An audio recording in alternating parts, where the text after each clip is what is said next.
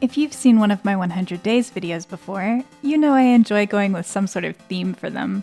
The question is, how do you come up with a story to tell if a humongous update drops and you have no clue what's in store for you? The answer? Be a scientist, and see how many novel discoveries you can make. It's time to apply the scientific method. Be keen observers and take note of any anomalies we can find. Normally, I would set some goals for myself, but this time around, our only aim is to explore the 1.6 update as thoroughly as possible. Alright, enough chit-chat. Time to put on our thinking caps and our smarty pants and get right into it.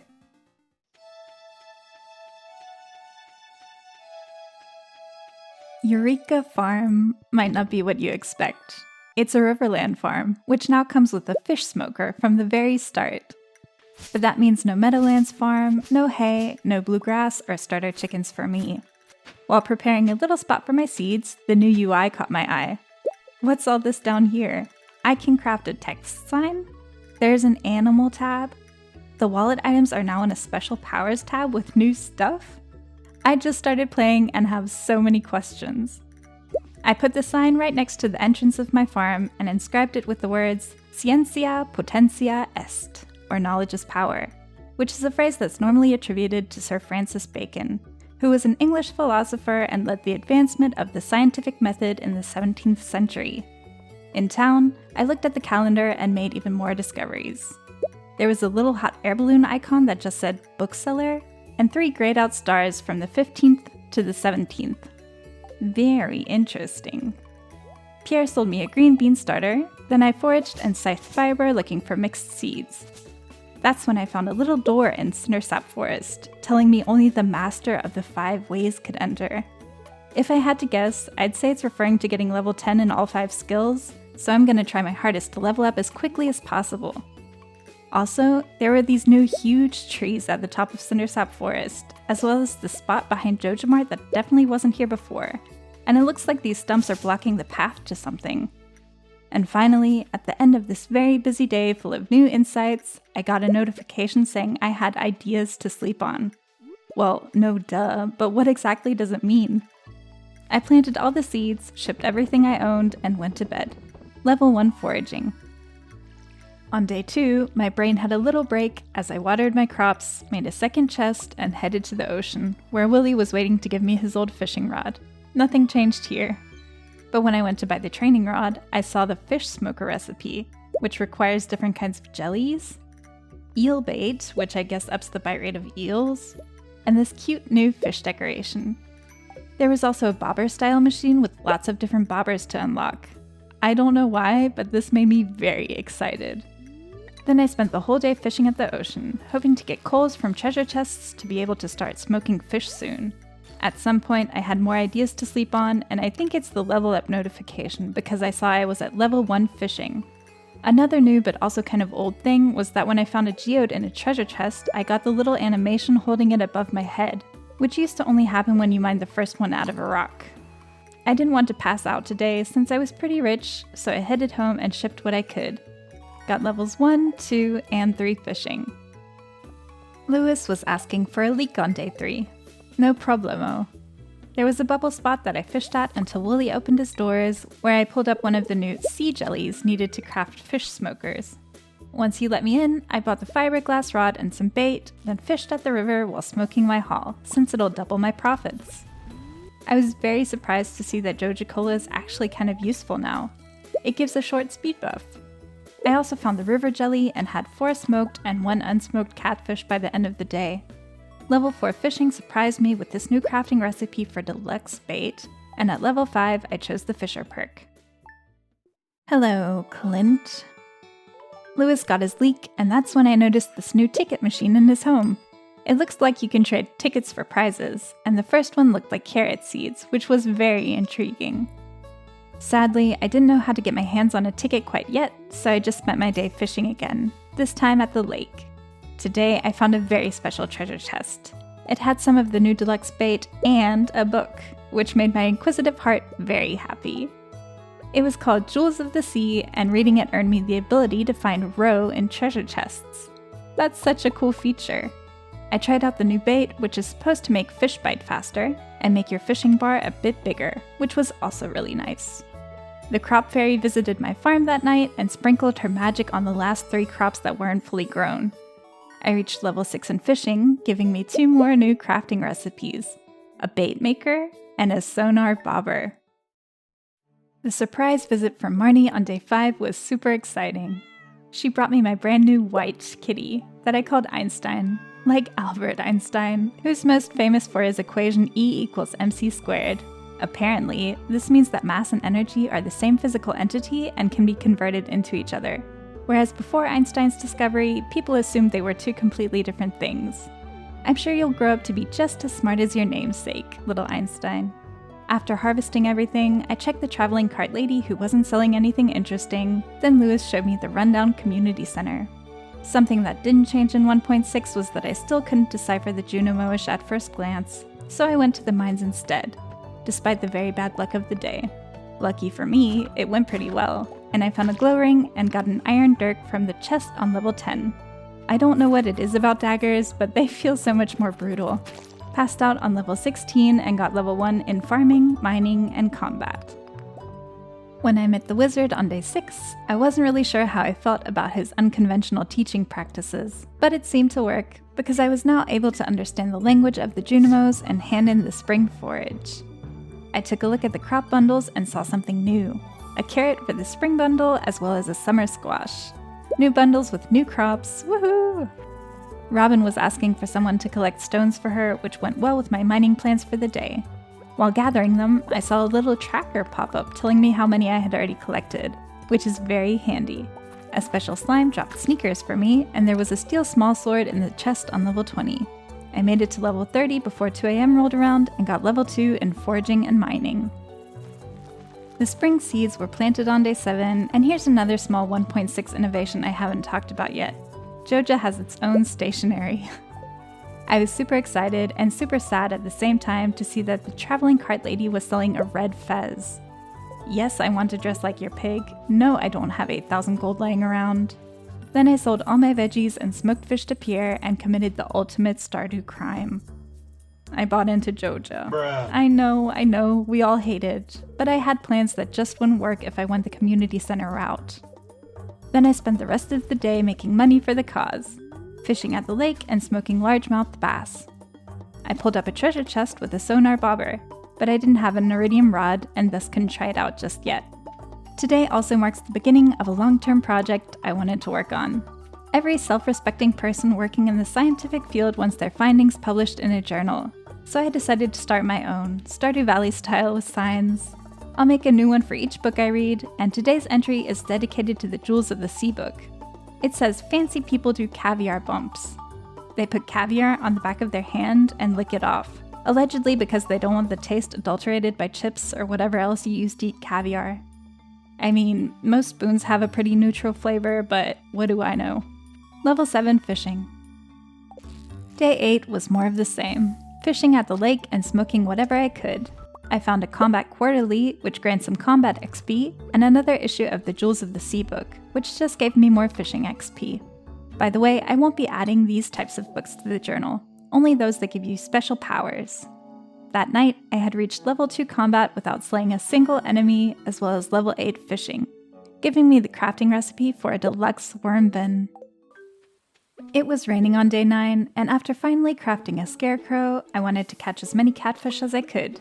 I had to take a quick break to get more bait, but Willie wasn't tending his shop. The bobber machine now had different kinds of bobber styles to choose from, and I decided to go with the random one.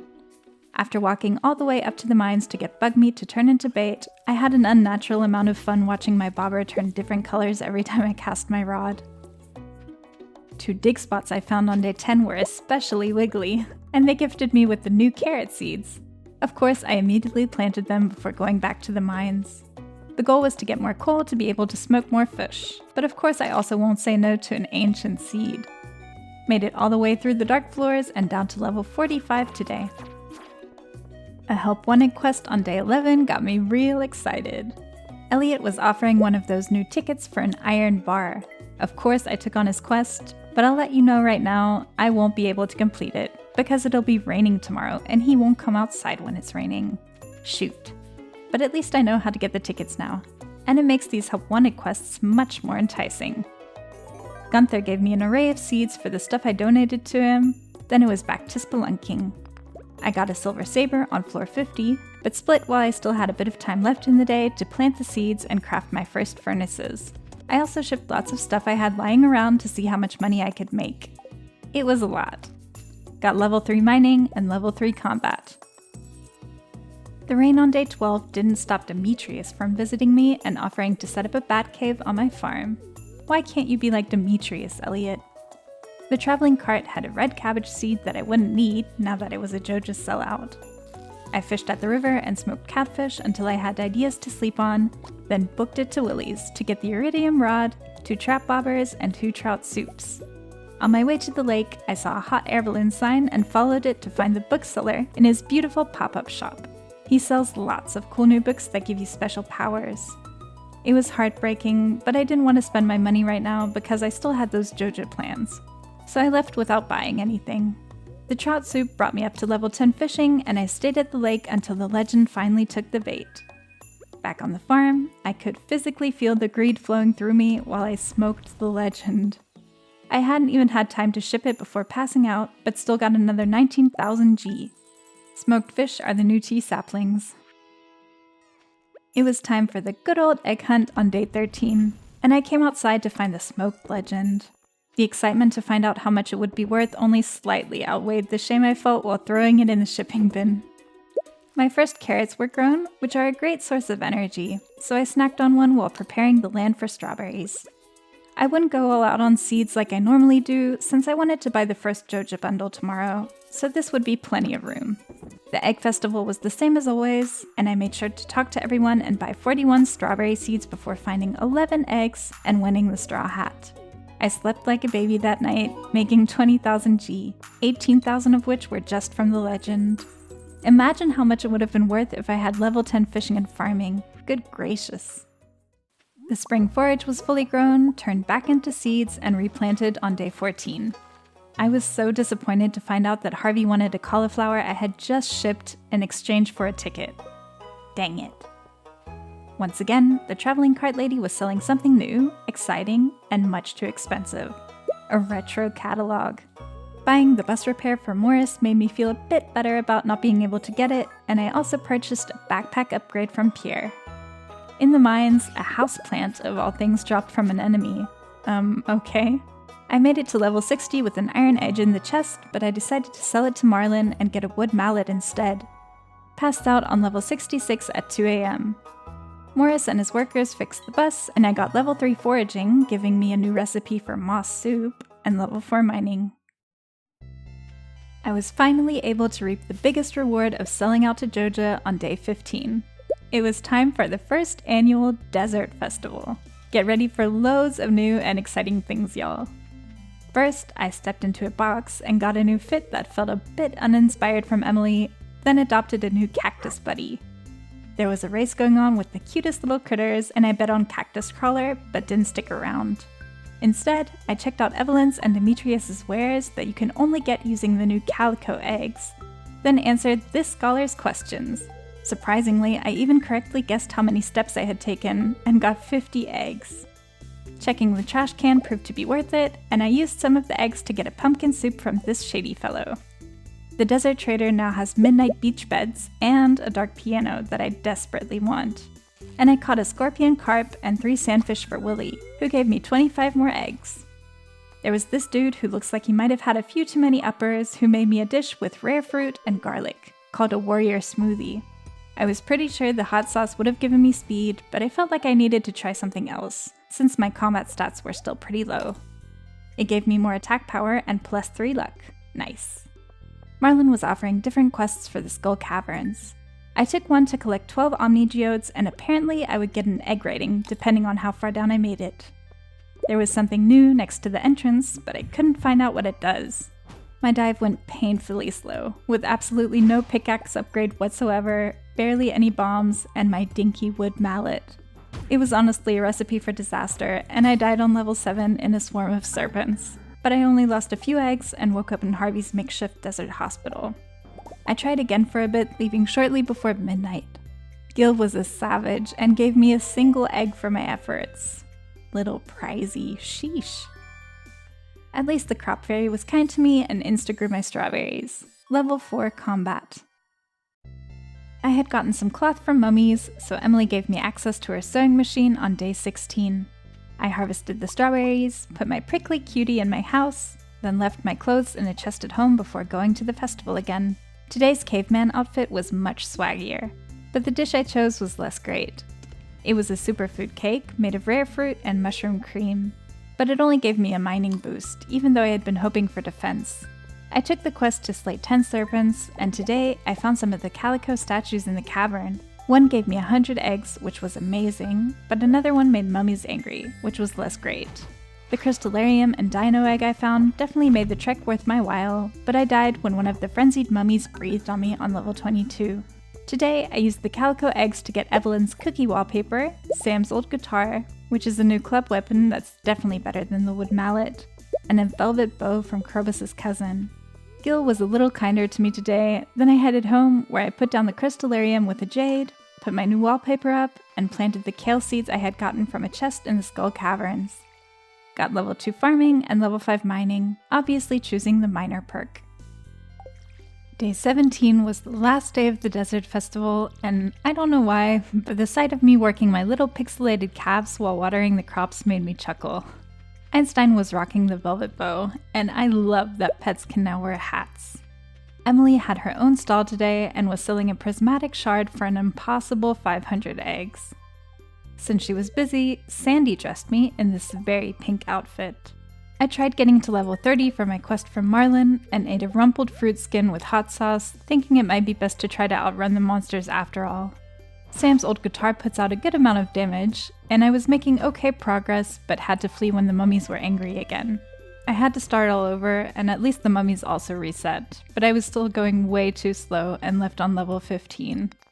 Using the last 100 eggs I had, I got some of the new mystery boxes and a desert fireplace. Level 6 mining. After giving my house, Einstein, and myself little makeovers and watering the crops, I saw my chance at a ticket and took it right away. The mayor told me he hoped I wouldn't just try to help others to get prizes, but rather out of the goodness of my heart. Sure, of course, Lewis. My reward was another 12 carrot seeds, and I like how you get to see what comes next in the lineup. I opened geodes and the mystery boxes at Clint's. They were filled with random stuff that was okay, but I don't know if they're worth the calico eggs I paid for them.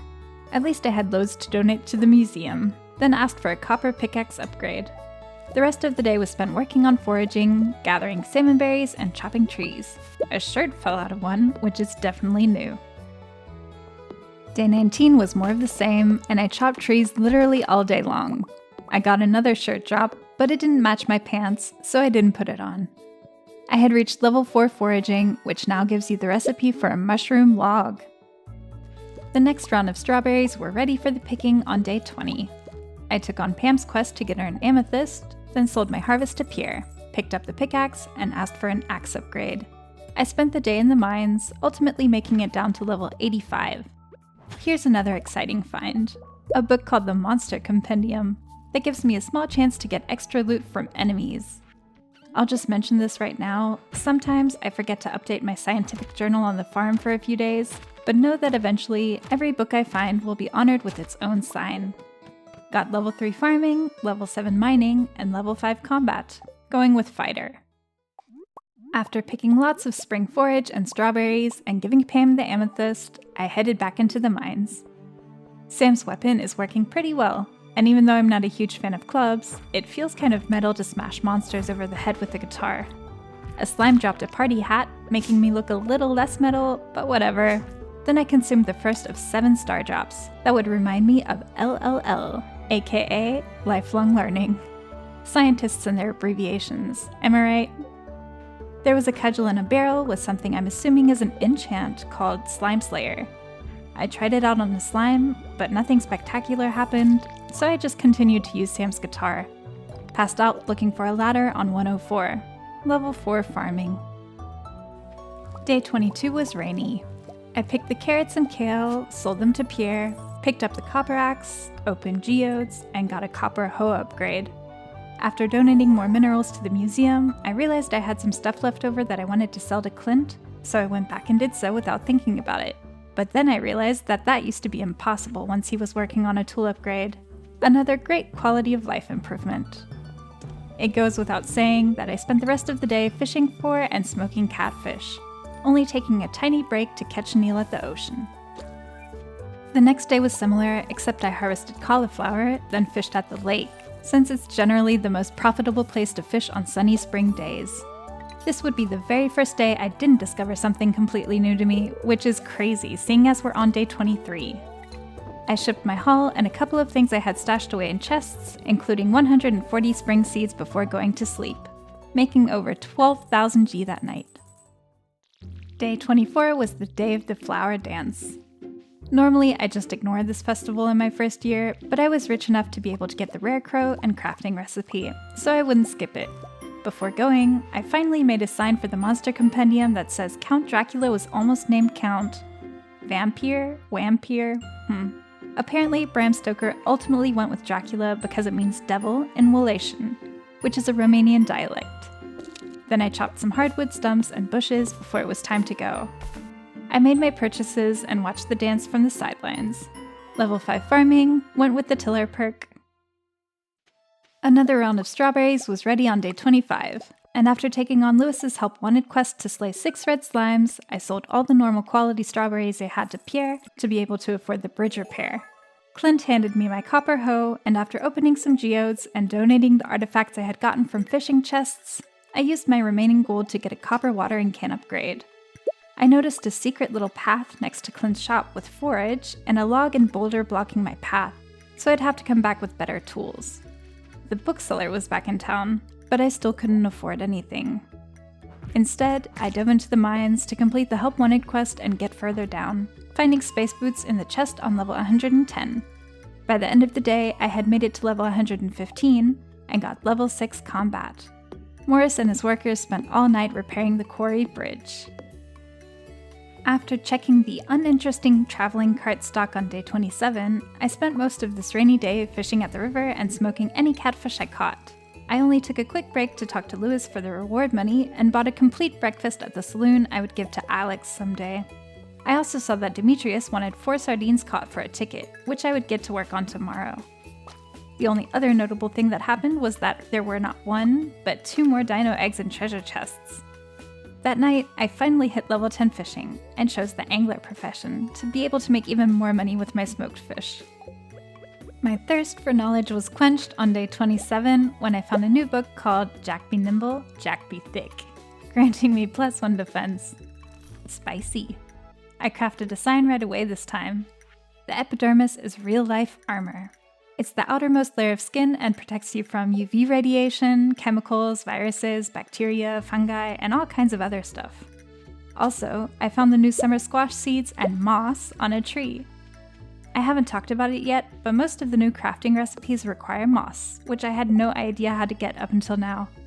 I'll have to keep my eyes peeled for more.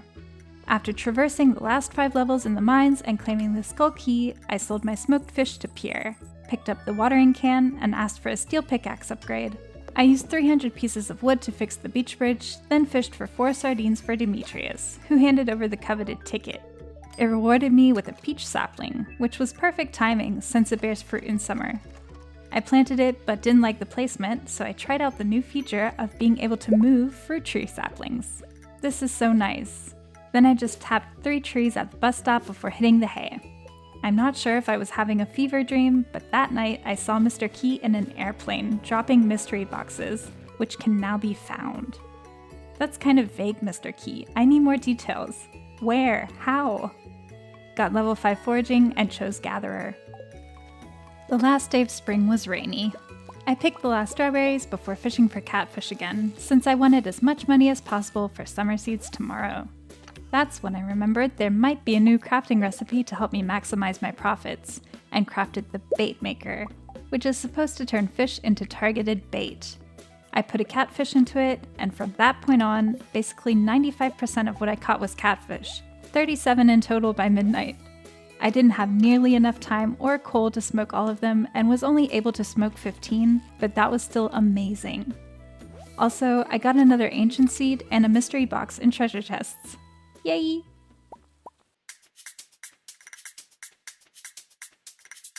On the first day of summer, I learned that you can now strafe while using upgraded tools.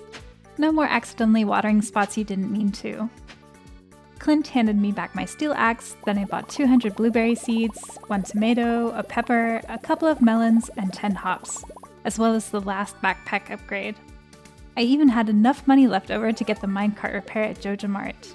I had so many seeds that I had to set up a third crop field on a new little island, and it literally took me all day to plant everything, watering the last ones with 10 minutes to spare. The Joja employees worked tirelessly through the night to get the minecarts fixed. Normally, I've already reached level 6 farming by the time summer rolls around, and it doesn't bother me too much to water my crops in spring and save my metal bars for quality sprinklers and kegs, but while watering everything for 6 hours straight on day 30, I started to curse myself for not having made the dang basic sprinklers for once. I decided to finally check out the quarry and found these amazing new coal nodes, which would be so helpful for fish smoking. I cleared it out, then went into the quarry mines where the skulls dropped a pirate's hat and a ruby ring. There was a boulder I can't break with my steel pickaxe blocking the entrance to a new path, so I'd have to come back some other time. The scythe at the end of the cave was still golden and not iridium, so I'll have to see if I can get it upgraded at Clint's. There was an earthquake during the night, giving me access to the railroad. Level 8 mining. Thankfully, day 31 was rainy. I decided to spend the whole day working on my fishing log. First, I caught a sturgeon at the lake, then moved to the ocean to spend the day there. Willie bought my haul off of me, meaning I had enough money to reinvest in a steel axe upgrade. I caught lots of new fish, including an octopus and the crimson fish, and felt kind of dirty again when I put it into the fish smoker. I also found another sonar bobber in a treasure chest and was able to try it out this time. It's neat in that it shows you which fish is on the hook, but if you've done enough fishing in this game, you already have a pretty good idea of which fish you're reeling in by the way it behaves. Plus, I can't really think of a good use for knowing which fish it is since you normally wouldn't cancel the catch, as you've already used a piece of bait, a bit of the life on your tackle, and your energy to cast the line. So you might as well just catch it, right? Once I caught a super cucumber for the luau soup, I headed to the mines to try to get the cave fish and a cave jelly, which I still haven't seen yet. I only got a ghost fish, but oh well. My haul netted me 13,000 G. Unfortunately, it wasn't raining anymore on day 32, so it was back to the 6-hour crop watering. The good thing was that I found the stick spot with another thick book, which granted me some combat experience. When I scythed some weeds in town, I found these mixed flower seeds, which I assumed would work similarly to the regular mixed seeds, just with flowers, and took a look at the sad Joja warehouse, but there was nothing interesting there. After selling some old weapons and gear to Marlin, I spent the rest of the night in the mines looking for dust sprites and ore. When I got home, I realized I had snagged an officer uniform that I put on for the time being. I swapped my steel axe for a gold pickaxe upgrade on day 33, then asked Robin to build a barn for me. It's kind of hard to find a good spot for buildings on such a fragmented layout, but I ended up putting it right here for now. Today was the day I discovered the big chest recipe she was selling. I couldn't afford it at the moment, but I bought all the path recipes and a calendar, since I'm really bad at remembering birthdays without the UI mod and have been sorely neglecting my relationships. The steel axe let me remove the big log and granted me access to the secret woods, where I chopped the stumps and caught the wood skip. Then I just chopped wood for the rest of the day. On day 34, I took the first real look at the summer calendar and realized that there would be a new festival called the Trout Derby, denoted by these cute fishing hooks. After picking the first pepper of the season and watering everything, I set up my trusty oak resin farm up at the railroad. Then I was off to chop more wood. The little goodies that fall out of trees make working on your foraging skills so much more enjoyable, and I reached level 6 that night. Day 35, the first summer squashes and a few stray radishes from mixed seeds had grown in, which I replaced with mixed flower seeds. I found 2 oak resins at the bus stop and a help wanted quest from Robin, who wanted 25 pieces of wood. My gold pickaxe was ready, and I opened more slightly boring mystery boxes. I kind of feel like the warp totem spawn rate is a bit too high. Then I spent the rest of the day in the mines gathering ores and coal. Day 36 was just spent fishing at the ocean for a quick buck, so that on day 37, after crafting as many bombs and lightning rods as I could to put down around the crops, I was able to buy 3 cows from Marnie. Newton, as in Isaac Newton, who made many influential scientific discoveries, but is most famous for his law of universal gravitation. Curie, as in Marie Curie, who discovered the radioactive elements radium and polonium and was the first woman to win a Nobel Prize. And Galileo, like Galilei, who is called the father of modern science and contributed to several advancements in the fields of math, physics, astronomy, and philosophy. It was a very lucky day, and I wanted to spend it in the Skull Caverns. I bought some cactus fruits from Sandy since I hadn't had the foresight to stock up on salads, then traded some diamonds and rubies for espressos and spicy eels. The weird shrine on the right of the Skull Caverns entrance still doesn't do anything, and I'm curious when it'll come into play. My run went marvelously. I found another crystallarium in a chest and 3 whole prismatic shards, among many other goodies. I left on level 99 in the last 10 minutes of the day to get my galaxy sword, level 9 mining, and level 7 combat. Yesterday's great success put me in such a good mood that I didn't even resent watering my crops as much on day 38.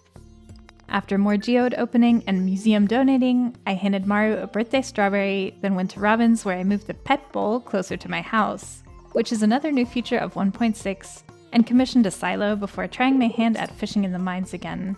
It went a lot better this time, and I caught a stonefish, an ice pip, and a new cave jelly.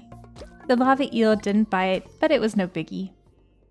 My first ancient fruit was fully grown on day 39. He had sent me 10,000 G in the mail for making it to level 25 in the Skull Caverns, which was very kind of him. I wasn't finished watering before I had to leave for the Luau. It was pretty normal for the most part while I just chatted to everyone and put a gold star cucumber into the pot. But what was unusual was one of the 2 achievements that popped up when the governor chowed down on it. It was a new one called an unforgettable soup that you get for adding one of the best possible ingredients. Super cucumbers never let me down. Once I was home, I watered the last field I hadn't been able to take care of this morning, and that night, I was pretty impressed to see how much a smoked ice pip is worth. Not only was day 40 rainy, but a few crops were ready to be harvested and I finally had some farming ideas to sleep on again, so I knew I would finally have access to quality sprinklers tomorrow. I pet my baby cows and realized I didn't have any hay for them, so after chopping the stumps in the secret woods, I was planning on buying some from Marnie, but got distracted by another mossy tree, which turned into a long tree chopping session in Cindersap Forest. I asked Clint to upgrade my watering can to steel and was able to trade a Jewels of the Sea book I had found for 3 cave jellies at the bookseller. I also bought the price catalog from him, the only book I could afford at the moment. Now I can always see how much my stuff is worth. The ocean had a green tint, so there were loads of forageables to pick up, then I plunked down my fish smoker and fished for the rest of the day. Awooga. Day 41 was a super lucky rainy day. The melons were ready to be picked, and I crafted the 10 sprinklers I could and put them in this field down here. Robin was finished with the silo, so I wanted to ask her to get started on a coop. But first I got to help Maru and Demetrius in their lab, which scratched my scientific itch. Demetrius was being weird, but I was more focused on titrating the solution like Maru had shown me. Then it was off to the Skull Caverns where I found a lucky ring in a barrel. Unfortunately, my luck seemed to wear off because I wasn't paying attention to my health and died. On the bright side, I had some time to make more furnaces and smelt through more ores for more sprinklers tomorrow. I came outside to lots going on day 42. The furnaces were finished smelting the ores, the blueberries were ready to be harvested, and I quickly had more ideas to sleep on. I also finally had mercy on my cows and gave them some hay before selling the blueberries to Pierre, buying the greenhouse repair at Joja Mart, and picking up my upgraded watering can. I also remembered the little path next to Clint's shop, at the end of which I found a golden trash can with a book called The Alleyway Buffet in it, making it more likely to find loot when dumpster diving. I was able to craft 9 more sprinklers before I ran out of coal, so the rest of the evening was spent in the mines looking for more. That night, a little raccoon jumped out of the greenhouse being repaired by Morris. Level 7 farming. Evelyn taught me how to make garden pots, and Gunther gave me the rusty key on day 43. Then I planted some summer seeds on the spots where the melons used to be and watered the few things that weren't covered by sprinklers yet. I had been slacking on updating my improvised field log, so I added 2 signs to it. The first one was malls use the Groon transfer to make you buy stuff in commemoration of the price catalog. The Groon transfer describes how the intentionally confusing layouts of stores make you buy way more than you were originally planning on getting. Think of IKEA. The sign for the alleyway buffet says that the Great Pacific Garbage Patch is 3 times the size of France. It's true and disturbing, just a humongous trash island in the Pacific. Use less plastic, y'all. While cleaning up at the railroad, Woody's secret fell out of a tree I chopped down, meaning I had a 5% chance to get double the wood when chopping a tree, and now I'd have to add another sign to my collection very soon. But for now, I cleared off the quarry for more coal and was able to get rid of the boulder in the quarry mines, leading to a little path with these wizard skeletons and more coal nodes. 2 more shirts fell out of the flying skulls, and I decided to go with the polka dot one, which matched my hat better. By the end of the day, almost all of my crops were covered with sprinklers. Lovely. The spirits were very pleased on day 44, so after taking on a Help Wanted quest from Lewis to slay 6 red slimes and asking Clint to upgrade my hoe to steel, Pam drove me to the desert, where I dove back into the skull caverns. Not only was I looking for ores and coal, but I also wanted to work on my mining and combat skills. Lucky for me, the purple slimes also counted towards Lewis's quest, so it was quickly handled and I'd talk to him tomorrow to claim my prize. All in all, I got 3 more dino eggs, another crystallarium, a globe decoration, and a good amount of ores and coal. I reached level 10 mining, going with the prospector profession for now, and level 8 combat. After a quick visit to the secret woods, I bought a milk pail and 2 chickens from Marnie on day 45. Tesla, like Nikola Tesla, who invented alternating current electricity, which basically made all of our electricity-powered advancements possible, and Faraday, as in Michael Faraday, who also worked with electricity and invented the first electrical generator. After milking Newton, Curie, and Galileo for the first time, I crafted the very last sprinkler and 3 cheese presses. Clint opened my geodes and mystery boxes, which got me a mystery hat that looks very spiffy and shows how inquisitive I am. Lewis gave me my reward for slaying the slimes, then I saw Sandy wanted refined quartz, which was easy enough to do. After that, it was back to the mines to work on the dust sprite slaying. Got level 7 foraging. Another round of blueberries were ready to be picked on day 46. I took the money Pierre gave me for them and invested it at Joja to get the glittering boulder removed. Clint had finished working on my hoe, so I handed him my axe and 5 gold bars instead. I fished at the lake while waiting for Robin to get back from her doctor's appointment, and when she was walking past her counter, I used the opportunity to move the buildings around so the coop and barn would be next to each other, and I moved the greenhouse down here, then asked for a coop upgrade.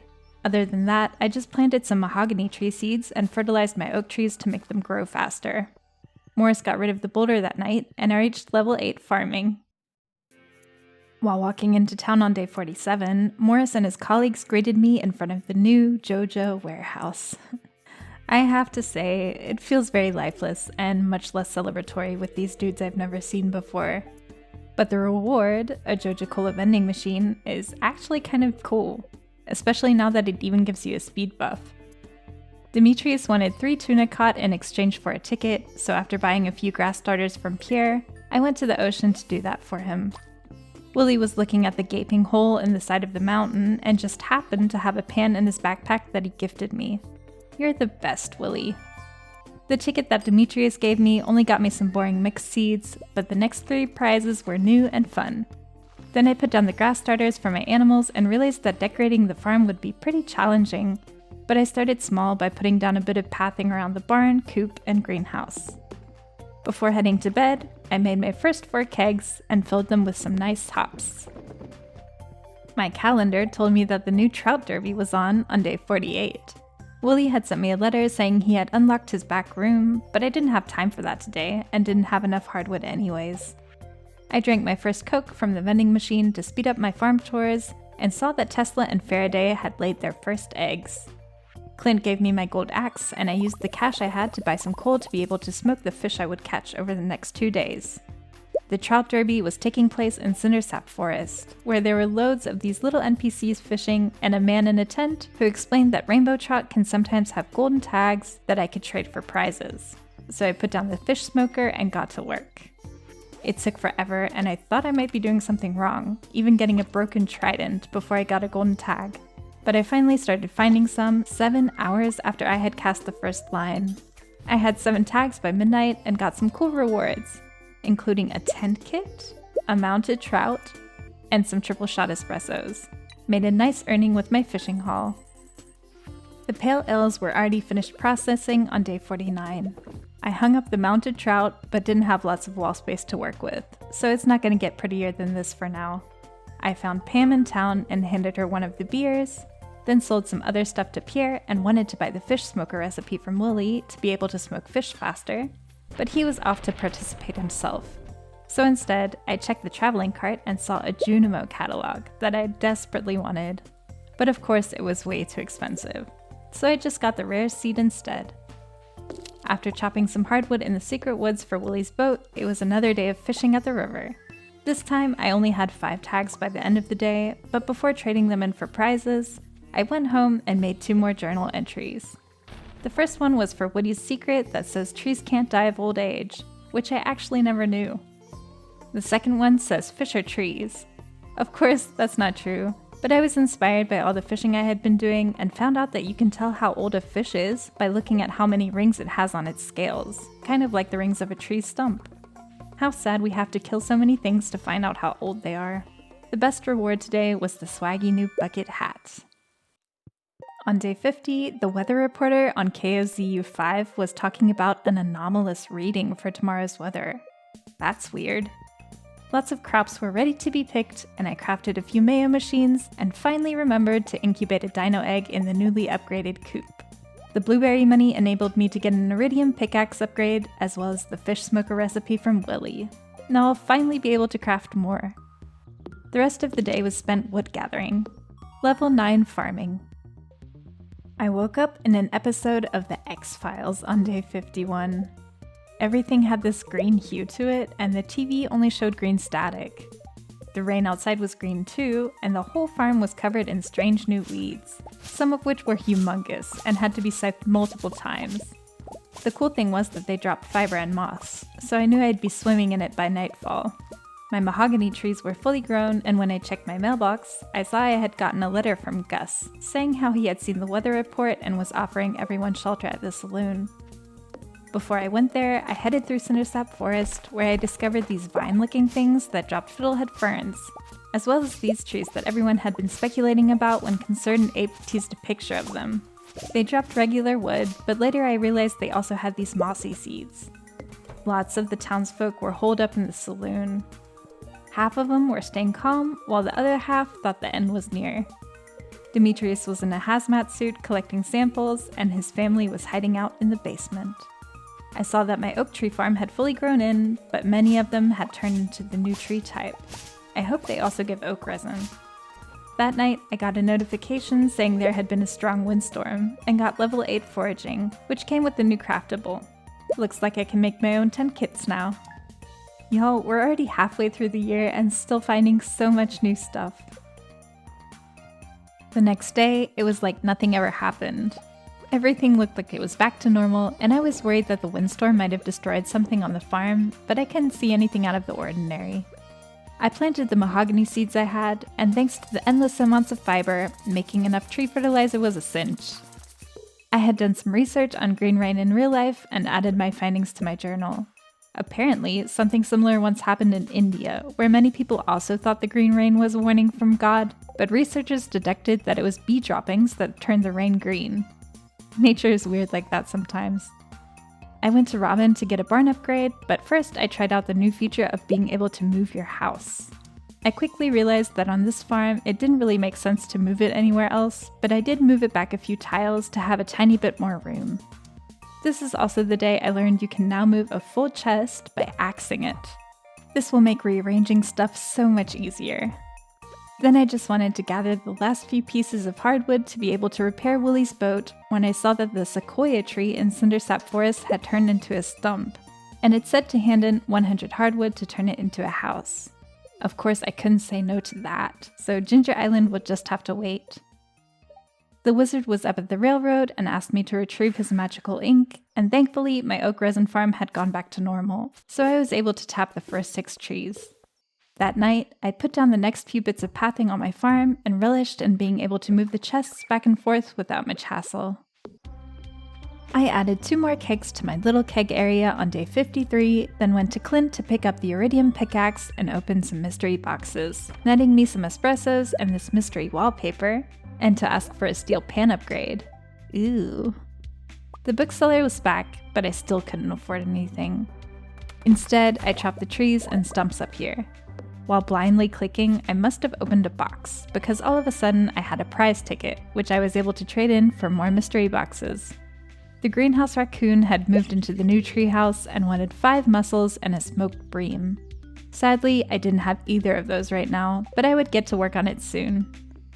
Finally, I made a seed maker and turned the 2 ancient fruits I had into seeds, planting them in the greenhouse. Another round of blueberries were ready for the picking on day 54, which I immediately sold to Pierre.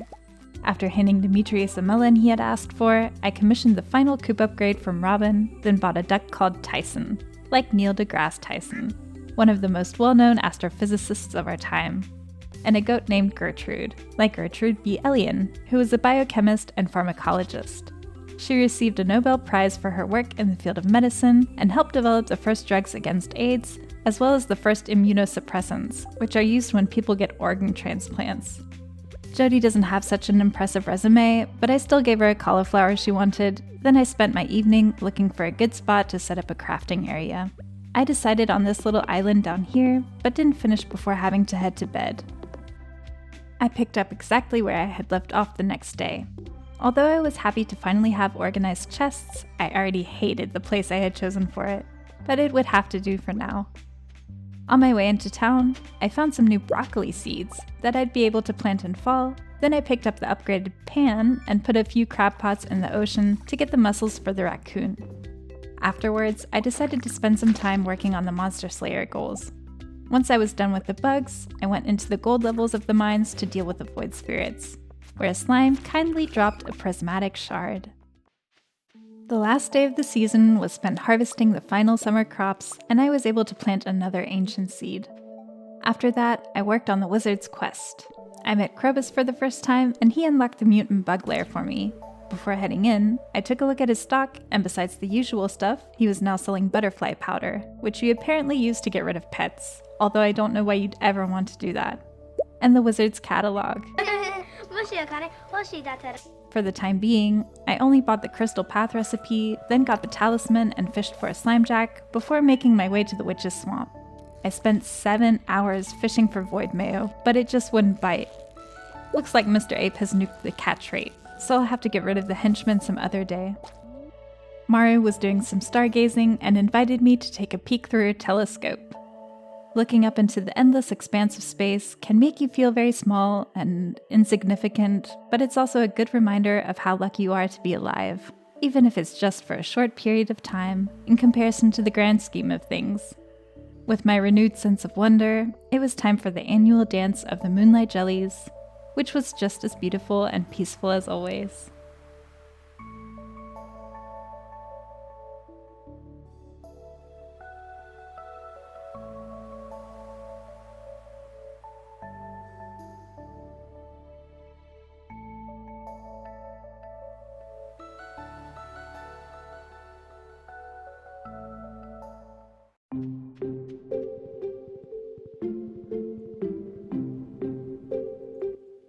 The first day of fall went as it always does. I planted the 2 rare seeds and 9 pumpkin seeds I had lying around, then didn't bother to buy anything except for 100 cranberry seeds, since I just want to make as much money as possible right now. I need those furniture catalogs. Of course, that wouldn't be enough to fill up all the sprinkler spots, so I also planted all the mixed seeds and mixed flower seeds I had gathered on that apocalyptic green rain day. Other than that, I just chopped whatever stumps and trees I could find. The mayor and Robin introduced me to the newly installed special orders board on day 58, and I immediately noticed the little mailbox-looking thing next to it. I went with Demetrius's biome balance quest and found the first 3 mussels in the crab pots before starting to get to work on fishing. I don't know why, but seeing the different little bobbers each time I cast my line fills me with so much joy. I wasn't quite finished when I left for the day to catch Robin coming home from her aerobics class. I wanted to move my house, the pet bowl, and the shipping bin to be able to move the crafting area up near my house. I also bought a workbench, then started moving my inventory to a much better spot, in my opinion. A couple of the hardwood trees had grown in on day 59, meaning I finally had enough hardwood to get Lily's boat fixed up. Before I could go hand it in, I saw that Sandy wanted green algae in exchange for a ticket, so I took care of that first. I also decided to pick up a few beet seeds I would plant in the greenhouse. After handing in the boat materials, I finished up Demetrius's quest, and was happy to see that the little mailbox next to the special orders board had a ticket waiting for me. I got a Star Drop tea, which is supposed to be a nice gift for anyone, and a blue pinstripe bed. I was also really excited to see that in 3 tickets' time, I'd get access to a new book. Since it was raining, I made sure to take some time to fish for a walleye, then hunted for the mutant carp and the angler. After crafting 2 more fish smokers, I continued my greedy legendary fish smoking streak, and luckily, I had also caught a bream to smoke for the raccoon. Willie and Robin repaired the boat overnight. I asked Robin for a house upgrade on day 60, and looking back on this footage, I kind of seem like a psychopath in how fast I just sell off the legendary fish sticks to Pierre without hesitation by now, not even stopping to look at how much they're worth. That's what capitalism will do to you, I guess. I donated a few more things to the museum, getting more espressos and another crystallarium, then it was off to the island. It seems like there's a new achievement for getting there, called A Distant Shore. It was already 3 p.m, and I was worried I wouldn't finish my walnut run in time to get the farmhouse, but I found some tent kits in the jungle, which was a nice surprise. I found the new Joja parrot that offered to find all of the walnuts for me for 1.2 million gold. I'm sorry, I don't have that kind of money right now, even after selling off multiple fish species that are now extinct thanks to me. I had brought some melon and wheat seeds that I planted, but I hadn't found a garlic at the traveling cart yet. At least that's normally the last crop the Gourmand Frog asks for. I hope it hasn't changed. Turns out my worries were unwarranted, as I had enough walnuts to restore the island farmhouse by midnight and was able to spend the last 2 hours of the day cleaning off as much of the farmland as I could before heading to bed. Day 61, I cleared off the rest of the farm and chopped trees, where I only later realized I had somehow found a star helmet and a snake vertebrae. Looks like you can now just randomly get vertebrae drops from rocks, which is amazing. Back on the mainland, Clint opened my golden coconuts and agreed to upgrade my hoe to gold. I was very excited to be able to feed the little trash panda, who gave me 25 broccoli seeds, and told me they now wanted to find a wife, which is adorable. The rest of the day was spent chopping the few trees left in the valley, and I used some of the wood to craft 9 more tappers for my oak trees. Some of them had turned weird again, and I couldn't tap them. By the way, it had been Elliot's birthday today, and despite having a calendar in my home, I've been really bad at remembering to hand out birthday gifts. Friendships might be a true grind next year. Got level 9 foraging. Day 62 was a very lucky rainy day, and the mixed seed eggplants had grown in. My baby Dino had finally hatched, and I named her Mary, as in Mary Anning, a paleontologist in the 19th century who made many rare fossil discoveries. I wanted to go to the skull caverns, even though my bomb stash was looking kind of sad, and I wasn't even able to craft any. I traded 10 iridium bars for the desert warp recipe before diving in, kind of hoping to find the yellow dwarf scroll, which of course didn't drop today. At least I found a rabbit's foot and a prismatic shard. My house was bigger on day 63, and according to Dr. Foy from the University of Glasgow, having more living space makes you more satisfied with your housing situation, although only up to 4 rooms per person. I can definitely verify his research. What made me even happier was the fact that Einstein loved me. I love you too, buddy. There was another ancient fruit I was able to turn into a seed for my greenhouse, then Clint gave me back my hoe, and Robin agreed to build me a horse stable. Before Willie took me to the island, he told me he could smell I had been fishing in the sewers, and I mean, that's rude, dude. I'm sure I must have showered at some point since then. I wanted to try going through the volcano for the first time, but died immediately because I didn't bring any food. Luckily, I didn't lose anything, so I just fished for a bit before heading back to Pelican Town. Now that I had a second room, I decided to see what the mystery wallpaper looked like. If we're being honest, it looks pretty crazy, but I'll leave it for now. I had really great letters in the mail on day 64. Pierre told me he would now be selling bouquets, which was awesome because I've decided I want to marry Maru in this playthrough.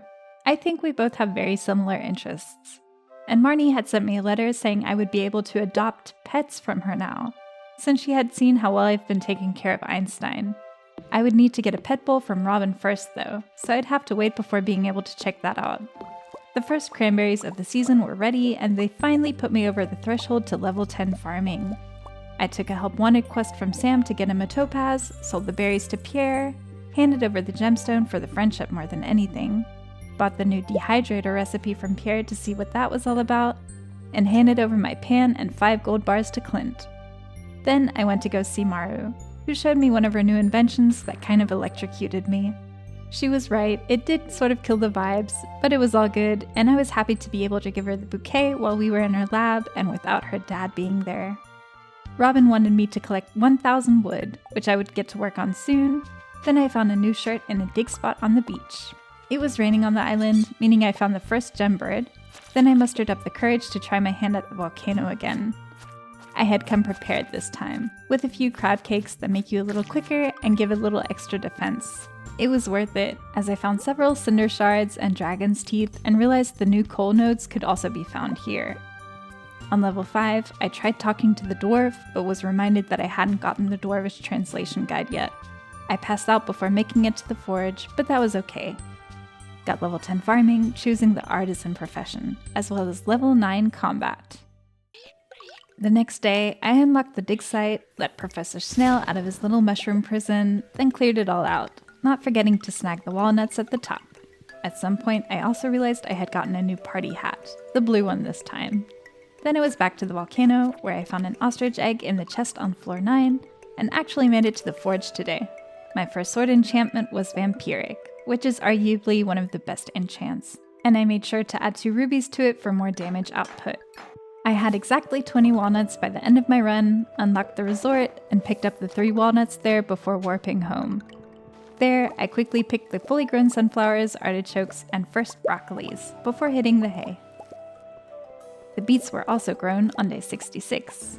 It took me a while, but at some point I realized I had a new horse, and named him Copernicus, like the mathematician and astronomer who first realized that the Earth revolves around the sun, not the other way around. He took me to the tunnel where I put a battery into the lockbox, then up to the railroad to hand in the rainbow shell. And finally, we hid a few beets in Lewis's fridge, even though it wasn't really a secret since he was standing right next to it. After picking up my pan and opening a few geodes, I sold some gems to Clint to be able to afford the gold watering can upgrade. Then I spent the rest of the day in the mines, working on my Dustbrite slaying goals and my combat XP. The monster compendium I found helped with that as well. Basically, all of day 67 was spent working on Robin's resource rush quest, and I chopped down any tree I could find.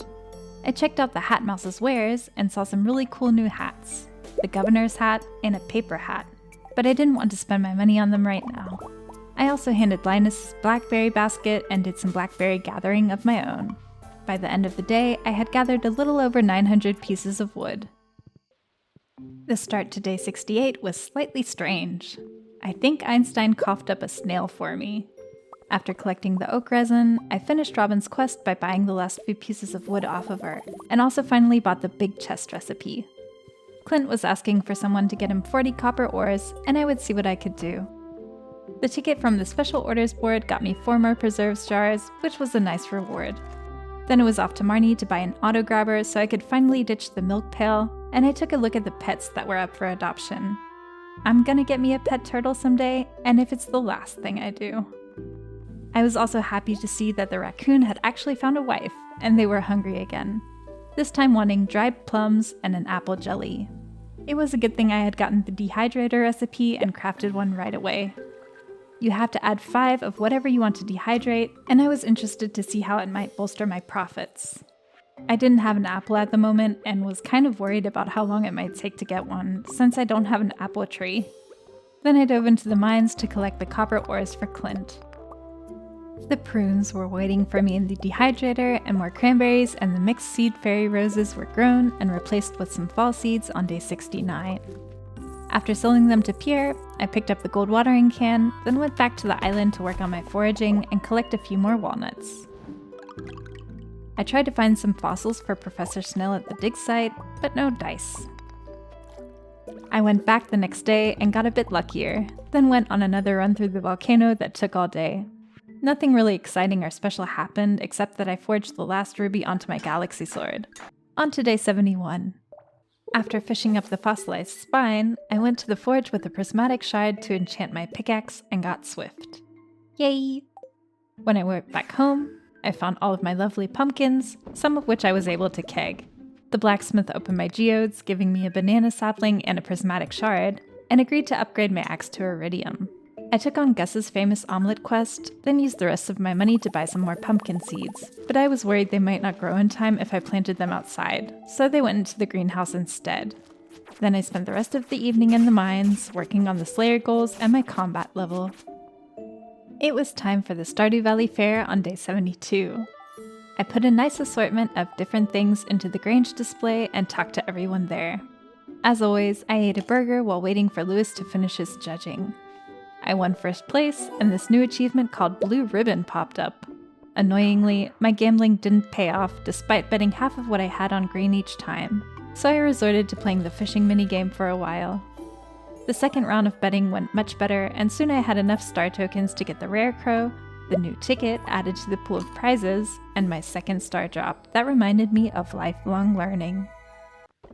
After shipping a few bits and bobs to start filling out the shipping log, I picked up the fully upgraded axe, then went to the mayor's house, where I got an apple sapling for the ticket.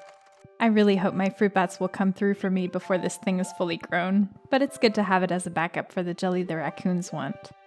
It was nice to see the boys on the island, but what was even nicer was to find the melons fully grown. It looks like Concerned Ape has changed how the Gourmand frog talks, which used to be what I guess you might call a Caribbean-style accent. The walnuts he hands out stayed the same though, and now I just needed to get my hands on a garlic seed. I planted the apple sapling, then headed back into the volcano where I found a new leather jacket. I had gotten a mummified frog yesterday that I handed into the field office, and using the cinder shards, I enchanted my axe with one of the more useless enchantments in my opinion, powerful. Then I went back home where I found the pumpkin pickles in the preserves jars. I don't think I've mentioned it yet, but the jellies, pickles, wines, and juices now have different colors based on what produce you use, and I love it.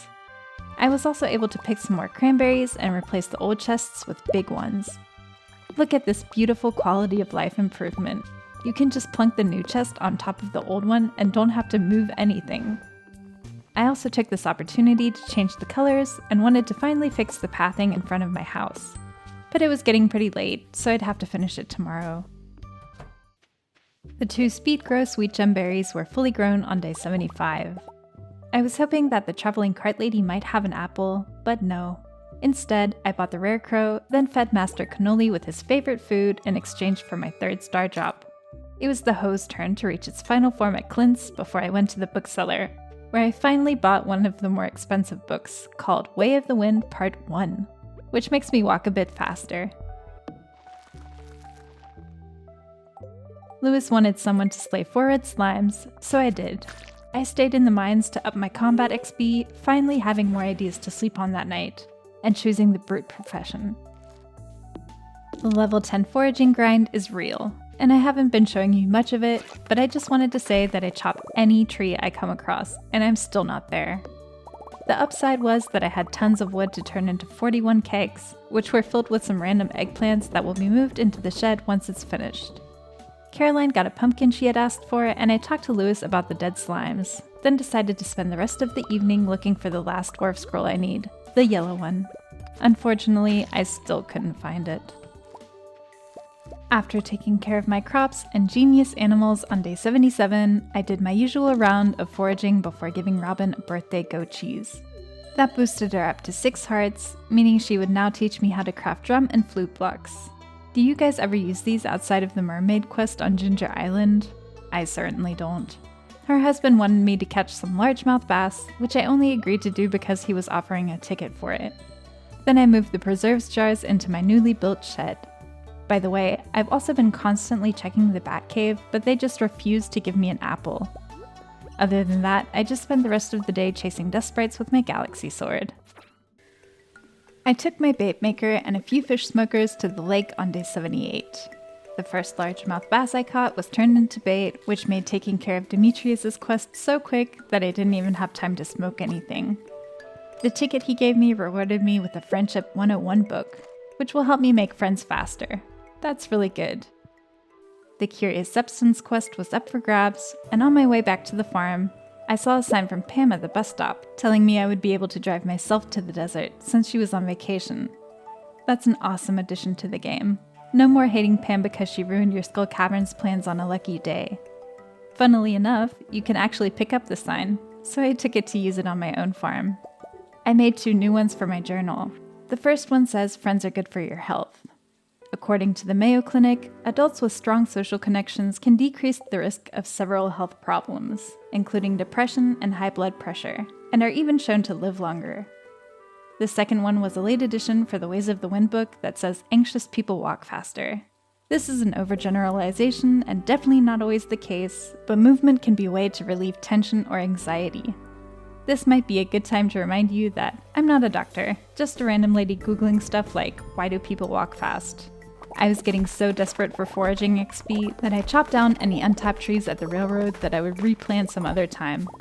The second ghost I slayed in the mines dropped the ectoplasm, but it was already pretty late, so I'd go see Rasmodius tomorrow. I found something new again on day 79, powder melon seeds that you can apparently plant in winter. Rasmodius was happy about the ectoplasm, Marnie was happy about the bushel of amaranth, and Sam was happy about this topaz he had asked for. Clint got my pan and 5 iridium bars to work with, and the ticket from the special orders board got me a couple of bombs, which was okay I guess, but I was looking forward to the next 3 prizes more. Gus had set up shop on the island, so I made sure to pick up the tropical curry recipe before doing more of this boring stuff. I just really want to see what's behind that door. The fall forage I had planted was grown, but sadly it doesn't give you nearly as much foraging XP anymore as of 1.6. I commissioned Robin to upgrade my shed and said hi to my girlfriend, then went back to the island where it was also raining. The mermaid was so entertained by my little musical performance that she gave me 5 golden walnuts, and I found the last snake vertebrae in a dig spot, finishing the snake fossil at Professor Snail's field office.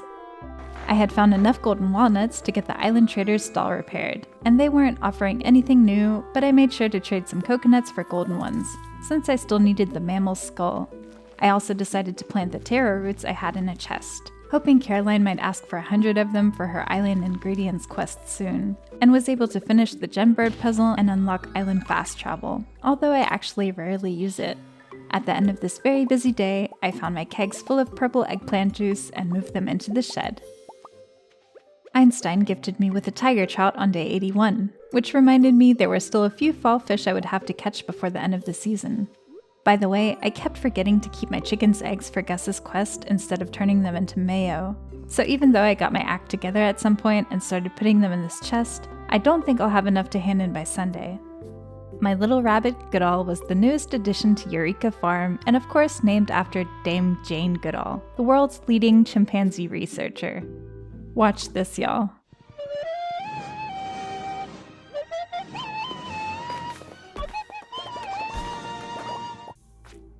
I went into the volcano to work off some of the built-up adrenaline from all that excitement and noticed that this little meter down here was starting to fill up.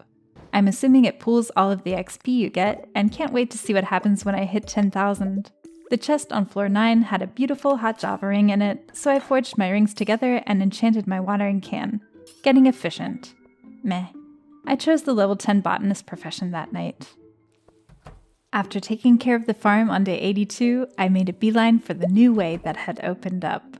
There was a little brick-looking thing in the middle of the cave tracking my XP, and different plaques along the walls that had mastery items for each skill. They all looked super interesting, and I couldn't wait to get my little pixelated hands on them. There was also a letter from Grandpa on the ground, saying he had made these discoveries and wanted to share them with me. Looks like his favorite thing had also been lifelong learning. I took my bait maker and fish smokers to the river. Demetrius had been asking for me to catch 3 catfish, and I planned on seeing how much money I could make with my haul. I also caught some salmons and tiger trouts, which was good for my fishing log. The fish smoker profits are really something else. Another batch of oak resin was ready on day 83, and while I was up there, I decided to try my luck at fishing up void mayo again. In vain. Dang it, it looks like I'm gonna have to buy a void egg from Krobus after all. It was time for the Spirits Eve festival, where I bought the rare crow and the jack-o'-lantern recipe from Pierre before heading into the maze. The route itself had stayed the same, so it was as easy as always to get the golden pumpkin, but there was a new secret shortcut to get back to the start with the minecart. Before catching some Z's, I used the oak resin to craft 17 more kegs.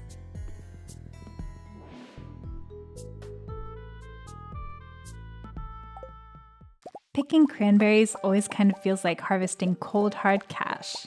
The pumpkins in the greenhouse were also ripe on day 84, so I guess I could have planted them outside after all.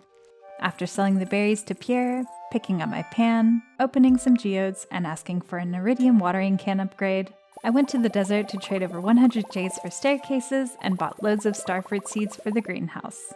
I also put a solar essence into the sand dragon's mouth and found the club member card in the lumber pile outside my house. Then I turned right back around to go back to the desert and into the casino for the first time, where I played at the calico spin machines until I had over 20,000 key coins. That was enough to get the alien rare crow, but also one of each of these new fireworks and this new wallpaper. I would make sure to come back some other time to get the really expensive flooring and wallpaper, but I had had enough for today. Of course, I couldn't help myself and tried out one of the fireworks. It was delightful, and inspired me to add a new sign to my field log. Each of these chemicals are added to fireworks to get different colors. Strontium for red, calcium for orange, sodium for yellow, barium for green, and copper for blue.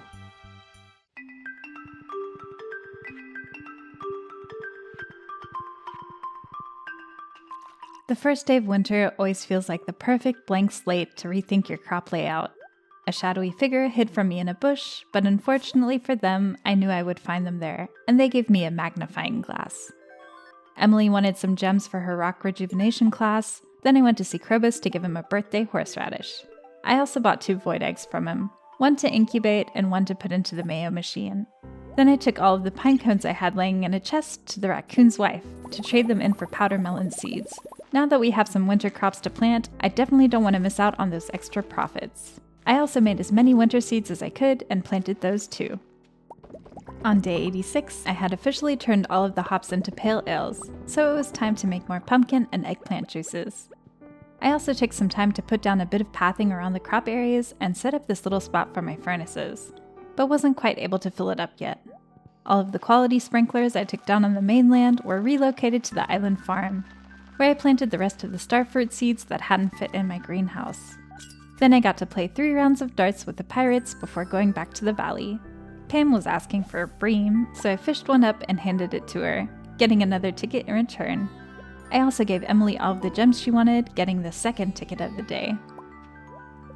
Day 87 was the first time I took a closer look at the calendar, where I noticed that there would be another fishing event this season called the Squid Fest.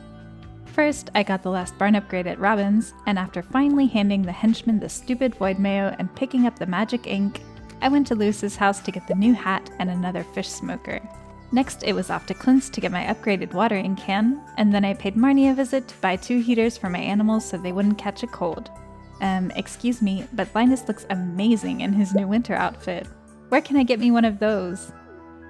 By this point, I had realized that I hadn't been using my noggin when I planted my first banana sapling on the farm, since it would only start to bear fruit in summer, so I planted another one on the island. Then visited Mr. Key in his walnut room for the first time. I took his hungry challenge and saw that I was only at 28% perfection. That's quite a ways to go. Then I just spent the rest of the day in the volcano looking for dragon's teeth and cinder shards. I had gotten a letter from someone from the Joja Special Services Division named Fizz to come meet them in the mushroom cave on the island. Sadly, I have the memory of a goldfish sometimes and forgot to check it out today. Instead, I opened some artifact troves and had 2 more things for Gunther. Then spent a little time in the mines until I had finally reached a deeper level of understanding. After taking another look at the different masteries, I decided to go with combat because I really wanted to find out what those trinkets were. Then noticed I now needed 15,000 XP for the next mastery level. Looks like it'll get harder each time. Then it was back into the mines to slay more dust sprites that finally dropped a coffee bean I had been too stingy to get from the traveling cart. There was also a new secret note from Grandpa, telling me about a secret in the valley, but I think it's referring to the Mastery Cave. Day 89 was a really lucky day that I wanted to spend in the Skull Caverns. Before I went, I planted the coffee bean in the greenhouse and found a garlic at the traveling cart that was turned into a seed. I'd make sure to plant it for the gourmand frog soon. I had taken on Key's Hungry quest, but it wasn't much of an issue since I was able to staircase all the way down to level 100. There was a new looking chest there, but it only had a regular old crystallarium inside it. I stayed there all day, making it down to level 161 and getting almost 400 iridium ores and another prismatic shard, but sadly no trinket. I had collected enough copper ores to add the last 3 furnaces to the farm on day 90. The juices were ready and the kegs were refilled with more eggplants. Then I was off to the island to plant the garlic and use the key gems to get the key to the town. I also visited the pirates, but only to fish up a stingray for the fishing log. Then I found this mysterious fizz dude in the mushroom cave. He sells things called perfection waivers that cost 500,000 and count as 1% towards perfection. Interesting. Very interesting. The game decided to bless me with new hats on day 91. First, I found a floppy beanie in the stig spot and then a logo cap and one of these little metal things in the volcano. While going through the footage, I also noticed that a slime dropped a pair of goggles, but I didn't realize it, and they will now forever be lost to the volcano.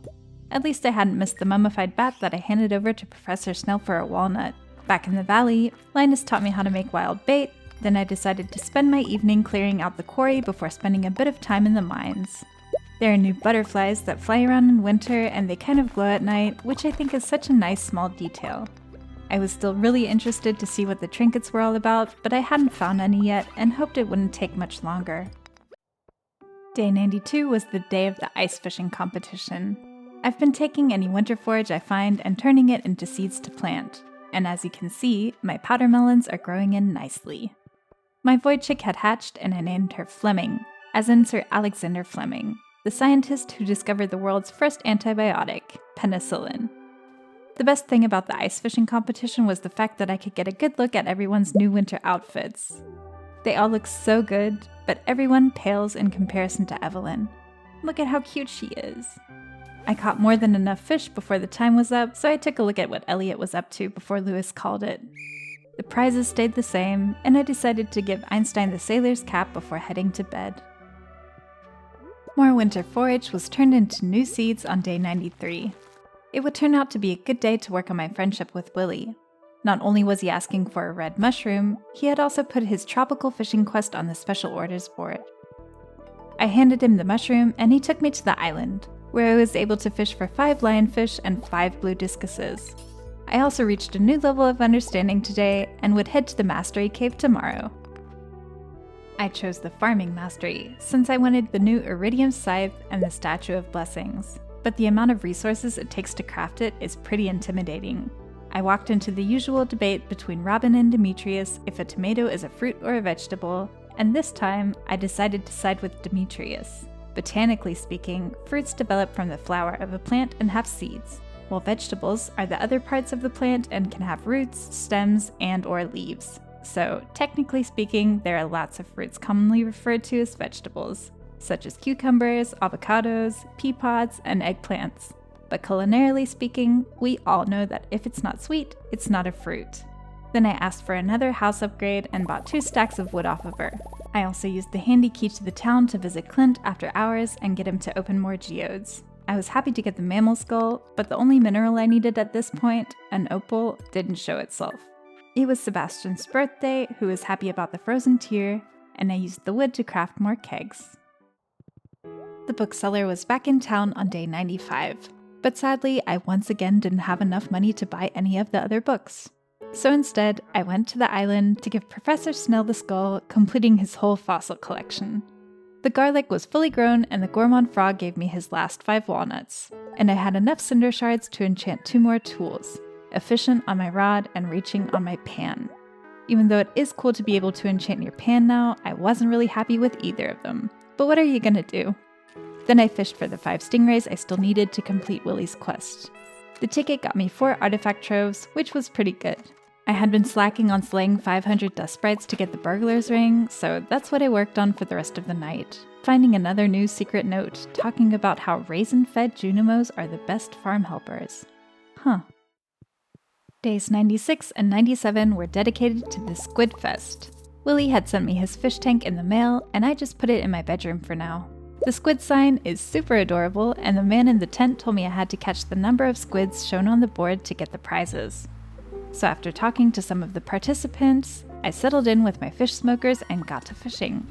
I know I could have fished more quickly had I taken my bait maker, but I didn't mind the extra cash and the fishing experience filling my mastery meter.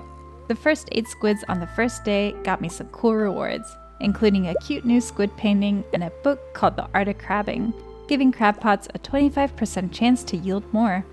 Before heading to bed, I realized I could craft a mini forge, and it really just works like the one in the volcano. The next day, my house was huge, so I had ample wall space for my new painting, and I crafted a sign for the new book that says shrimps are janitors of the sea. They clean up the waters they live in by eating debris and even clean fish by eating parasites living on them. Today, my goal was to catch 10 squids. I got 2 treasure chests with animal crackers, a new item added by my farming mastery that doubles an animal's produce. The most notable reward was obviously the unbelievably adorable squid hat. On day 98, I decided to give the animal crackers to Gertrude and Tesla. The starfruits in the greenhouse were finally ready, and as you can see, I forget that I can now use the iridium scythe to harvest crops.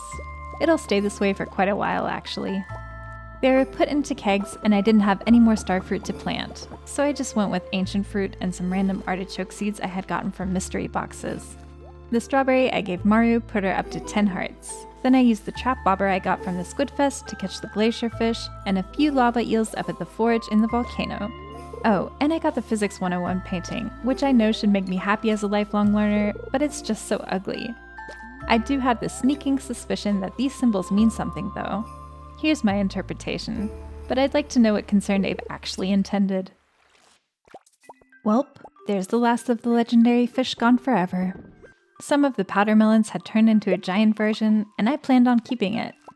As always, I turned all of the forage into more seeds to plant, then I took Gunther's fragments of the past quest before it was time for the first day of the night market. It seemed pretty much the same, except for that the shadowy merchant was selling a really expensive upright piano that looks a lot like Elliot's. I got a pearl from the mermaid show, then went into the submarine and caught all 3 exclusive fish, finding a second pearl too. I've been thinking about it and have concluded that the burger is the best bobber. Day 100 was a day of disappointments. The fruit bat cave refuses to give me a stupid apple for the raccoons. The enemies in the mines refuse to drop a yellow dwarf scroll. I still haven't killed enough dust sprites to get the burglar's ring, and despite me spending all day in here, I still didn't have a trinket to call my own. At least I got the iridium snake milk secret note and completed the monster slayer goal for skeletons, which is something, I guess. At the very end of the night, I went to the Statue of Uncertainty to change my mining profession to blacksmith, so I'd be able to start selling metal bars at an increased price. Luckily, the next day renewed my spirits. I went into the mines to harvest fiber when I found my first trinket, a basilisk paw, that makes you immune to debuffs. Neat. Then I found a second one, but they look the same. Once I had enough fiber, I was able to craft the Statue of Blessings. The blessings are always different, but today, for example, it would make the first 3 fish I hook easier to catch. It was the wizard's birthday, and when I went to give him a purple mushroom, he introduced me to his book of summoning. Surprisingly, I would be able to get a Junimo head, which I thought you couldn't do if you went the Joja route. Then I headed to the waterfalls. I had read that the single new fish added in 1.6 was a goby that you're supposed to be able to catch here. Sadly, it didn't bite. I won't mention it all the time from now on, but note that I'll be using my statue every day, and day 102's blessing gave me +1 luck. I bought 200 starfruit seeds from Sandy to plant on the island. And would you look at that, the apple tree was finally grown. Thank goodness. I had enough golden walnuts to restore the farm obelisk, and apparently, you now also get an island warp totem from it. I took on Key's Skull Cavern invasion quest and had some leftover walnuts I was able to trade in for key gems, which I used to get 40 pieces of magic bait. After clearing out the dig site and finishing Gunther's quest, I went back home to fish for the goby. Then I used the magic bait to fish for the smallmouth bass, which I caught right as 2 a.m. rolled around and got the Master Angler achievement.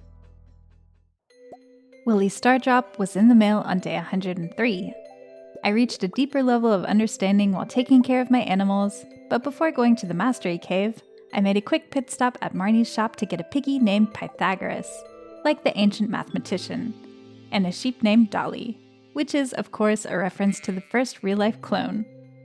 I decided to go with mining mastery since I planned on doing a lot of that in the next couple of weeks. I had 2 tickets, one of which got me this new houseplant, and the second one getting me a book that grants a bit of foraging XP. Then I crafted the mining statue. It gives you 2 options each day, and today I went with the higher chance to find geodes, since I really want that opal. Before going into the mines, Maru showed me her finished project called Marilda, a robot that had a mind of its own. Demetrius said it was okay and that he and Robin wouldn't need any help once Maru moved out, so Marilda took off into the sky. In the mines, I found a gaudy shirt, and thanks to the mining mastery, I now get 2 gems per node, which is a nice bonus. Finally, as it was almost time to head to bed, I found a new trinket, a parrot egg, and now have my own little parrot buddy that's supposed to give me money from time to time when slaying enemies. Krobus sold me his delicious star drop on day 104. One of the frozen geodes from yesterday contained the opal I was missing, and I got a book of mysteries that gives you a higher chance to find mystery boxes. Gunther rewarded me with a magic rock candy. Then it was back into the mines, where I found an infested floor 61 I kept spamming. One of the enemies dropped a golden spur trinket that gives you a little speed boost every time you slay a monster. The day ended on a high note when I had finally slain 500 dust sprites and booked it to the Adventurers Guild to pick up the coveted Burglar's Ring. I realized I had also gotten a swashbuckler's hat yesterday, which was very fitting for my plans for the day. I staircased down the first 85 floors of the Skull Caverns and fought my way to level 100, where I got 40 key gems and the iridium snake milk from Mr. Key. I obviously spent the rest of the day here and got tons of valuable loot, including a fairy trinket that gradually restores a bit of your health, an ice rod trinket that I didn't try out today but that's supposed to freeze enemies for a little while, as well as loads of iridium and radioactive ores, rabbit's feet, and prismatic shards, passed out on level 184. The next day was super busy. I used a rain totem from one of the Skull Caverns chests, then gave Copernicus a fashion hat I had found and got an intriguing blessing. I was supposed to be able to find a prismatic butterfly in the valley, and even though I looked everywhere for it, it just wouldn't show itself. I crafted some of the new heavy furnaces to be able to smelt through all the ores faster, then found my beautiful yellow starfruit wines ready to go. Curie got a Skull Cavern animal cracker, and I was finally wealthy enough to buy something new from the bookseller aptly called Horse the Book. Now Copernicus has got a little more pep in his step. The wines I sold to Pierre were worth over $250,000, I used one of the rabbit's feet to get the lucky charm, and the raccoons finally got what they had been wanting for so long: dried plums and an apple jelly. They gifted me another book called The Raccoon Journal, making it more likely to find mixed seeds when scything weeds. After chopping down the banana sapling to relocate it to the island, I added 3 more signs to my growing collection. The first one was a stand-in for the Book of Mysteries. What's more mysterious than the meaning of life? The second sign says, raccoons wear natural sunglasses, because researchers assume the dark markings around their eyes absorb light and reduce glare. And the third one is an homage to Horse the Book. I was interested in why it's called horsepower, and apparently that's just what they called it once the first motorized vehicles were produced, wanting to make them appealing to people who had been used to getting around in horse-drawn carriages up until then. Thanks to the rain on day 107, I was able to hit up the old mariner and buy the mermaid pendant off of him. Maru happily accepted, meaning I'd be married before the end of the year. I had taken on the Reset Mines quest at Key's Walnut Room yesterday, so that's what I worked on for the rest of the day. I found another ice rod and decided to try it out today, but almost immediately got stuck behind frozen rock crabs, which annoyed me, and I preferred getting a little bit of money from time to time, so I switched back to the parrot. But then I found yet another trinket, the cutest little frog that gobbles up enemies from time to time. I got a new shirt and more radioactive ores, and thanks to the mining blessing making it easier to find ladders, I made it through a third of the mines before midnight. Here's another something new. The person you get for the Feast of the Winter Star now shows up as a little icon in your UI. While I loved the frog trinket, I decided to switch back to the parrot, since I still had so many Monster Slayer goals to work on and wasn't exactly sure if the enemies the frog eats counts towards them or not. I had gotten another Star Drop tea for a ticket that I handed to Pierre, who happened to be walking by, before heading back into the reset mines. The Basilisk Paw trinket is pretty uninteresting to me for the most part, but it is very handy to use against the Putrid Ghost debuff. Made it to level 65. The greenhouse was officially full to the brim with ancient fruit on day 109. Before making my way to the Feast of the Winter Star with the cactus fruit for Sam, I shipped over 100 iridium bars for some extra income. The festival was the same as always for the most part, but Pierre now sells these random items like a perch and espresso. I don't know if it might be a random selection every year, but I assume it's supposed to be a way to get your hands on a gift in case you forget to bring one. I bought the festive wallpaper, then received 25 hardwood from Robin. The metal bars made me almost 200,000 G that night. Day 110 would be the day Maru and I got married. It was nice to see that Demetrius was happy for us. We all know how overly protective he is of his daughter. After hugging my wife, it was time for more spelunking in the reset mines. I made sure to switch back to the parrot as soon as I was past the levels with the green ghosts, and later in the day I even found a new cool trinket, a quiver, that shoots arrows at enemies every couple of seconds. Not only did I make it down 40 more levels, I also completed the Monster Slayer goals for Void Spirits and Rock Crabs. Getting down the last few levels on day 111 was a breeze, and all the combat experience gave me a deeper level of understanding again. There's a new achievement for making it to the bottom called Danger in the Deep. Now I could finally go back to taking care of other stuff again. I bought 300 starfruit seeds from Sandy, then went to Robin's to paint my buildings. I was digging the green, pink, and orange color scheme and thought it went well with the brick and wood pathing. Thanks to the key to the town, Clint agreed to work overtime for me, opened a few geodes and tons of artifact troves and mystery boxes. I also made it worth his while by buying 260 copper ores and 120 pieces of coal. Today, I decided on the Foraging mastery, and after planting some of the starfruit seeds on the island and putting on my new mystery shirt from one of the boxes, do you like it? I crafted and planted the new mystic seeds. The last day of the year was pretty chill. I put down scarecrows and lightning rods in preparation for spring and took care of my honorable animals, then headed to level 100 in the mines to do some trash fishing for Linus's community cleanup quest. I placed it all in the dumpster, where it should have been in the first place, then thought it best to lay off on the acquisition of knowledge and instead focus on my relationships for a bit. I mean, it doesn't really matter how smart you are if you don't have anyone to share your thoughts with, right? The next 200 days are already in the making, and believe it or not, there are still so many new things to discover. I hope you'll join me for the next year in the valley, and hope you have an amazing rest of your day. As always, thank you so much for watching. Bye y'all!